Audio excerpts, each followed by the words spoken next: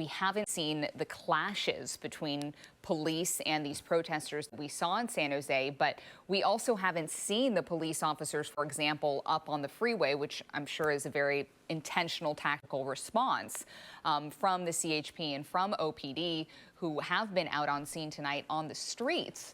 But so we haven't seen that clash that we saw in San Jose, but what we are seeing, of course, is these protesters getting close to these civilian cars, climbing on the cabs of these big rigs. It looks like this car right here, maybe just trying to turn around and go the wrong way down the freeway to get out of this.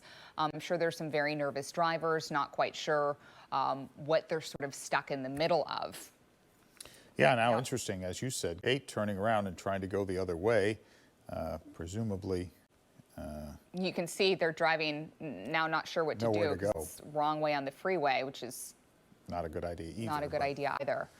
Well, it's an intimidating and frightening situation for those drivers stuck in traffic.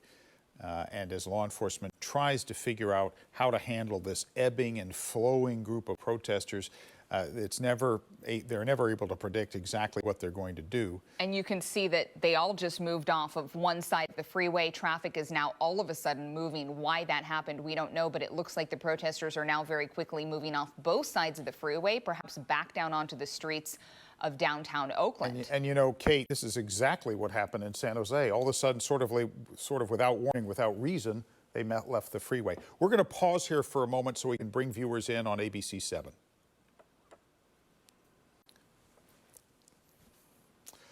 And good evening to you. Dan Ashley along with Kate Larson with you, continuing live coverage. We've been on our digital channel online, bringing you live coverage of the ongoing protests tonight in Oakland. There was one all day long today in San Jose. Now the streets of Oakland have seen